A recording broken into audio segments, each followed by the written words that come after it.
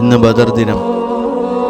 ലോക മുസ്ലിങ്ങളുടെ മുഅ്മിനീങ്ങളുടെ ആനന്ദമേറിയ ഇസ്ലാമിൻ്റെ പ്രകാശമായി മാറിയ ഈ ദിനം ഹിജ്റ 2-ാം വർഷം ആദരവായ റസൂൽ സ്വല്ലല്ലാഹു അലൈഹി വസല്ലമയും അവിടുത്തെ സഹാബത്തും ദീനിനു വേണ്ടി അള്ളാഹുവിനു വേണ്ടി ത്യാഗങ്ങൾ നിറകുടമായ ഈ ദിവസം ഒരു മുഅ്മിനിനെ സംബന്ധിച്ചിടത്തോളം ഓർക്കാതിരിക്കാൻ സാധ്യതയില്ല.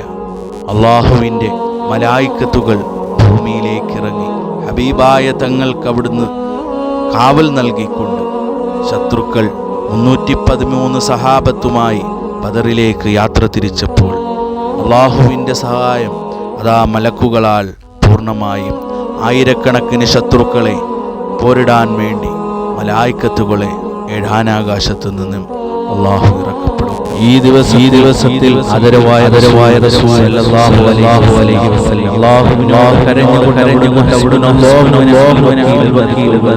ധാരാളം രാത്രിയായപ്പോൾ യാ ഹയ്യൂ എന്നും ജീവിച്ചിരിക്കുന്നവനെ ഞങ്ങളെ പരിപാലിക്കുന്ന നാഥനാണ്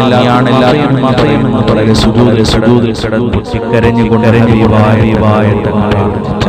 പ്രാർത്ഥിച്ച ദിവസമാണ്. തീർച്ചയായും നമ്മുടെ പാപങ്ങളുവാനും ലോകമുസ്ലിങ്ങൾക്ക് സമാധാനം വേണ്ടി നാം സുജൂദിൽ അല്ലാഹുവിനോട് പ്രാർത്ഥിക്കുന്ന ദിനമാണ്. പ്രത്യേകിച്ച് നമ്മുടെ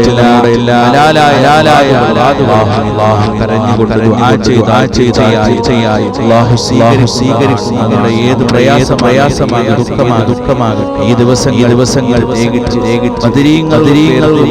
സൂറത്തുൽ യാസീൻ ധാരാളം നാം ഹദിയ ചെയ്യുക. മരണപ്പെട്ട അവർക്ക് വേണ്ടി ഭാവത്തുകൊണ്ട് നമ്മുടെ പാപം കളഞ്ഞുകൊണ്ട് അല്ലാഹു അവന്റെ ഇഷ്ടദാസന്മാരായ അടിമകളിൽ നമ്മെയും അവന്റെ ഔദാര്യം കൊണ്ട് ഉൾപ്പെടുത്തി അനുഗ്രഹിക്കുമാറാകട്ടെ.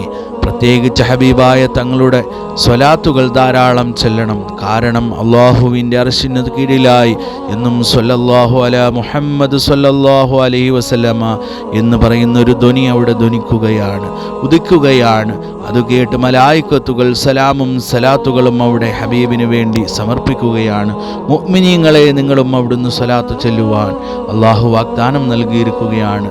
കാരണം ഒരു സ്വലാത്ത് ചൊല്ലിയാൽ 10 ഗുണം നൽകാമെന്ന് അള്ളാഹു വാഗ്ദാനം നൽകിയിട്ടുണ്ട്. പ്രത്യേകിച്ച് റമദാൻ മാസം അറിയാമല്ലോ,